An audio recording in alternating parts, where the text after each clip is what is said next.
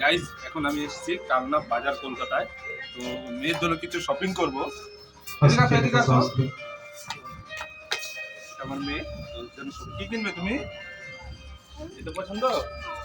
এটা ছোট তো, তাহলে কোনটা?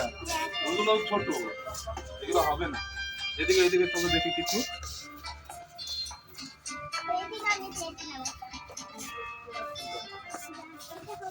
এদিকে ছোট ছোট অনেক ছোট ছোট কাপড়গুলো দেখো।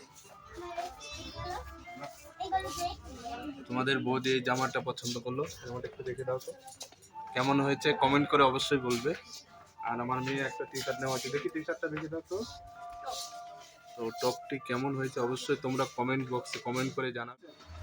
তো গাইস এই দেখো এই টি শার্টটা নিলাম আমি, কেমন হয়েছে অবশ্যই কমেন্ট করে জানাবে।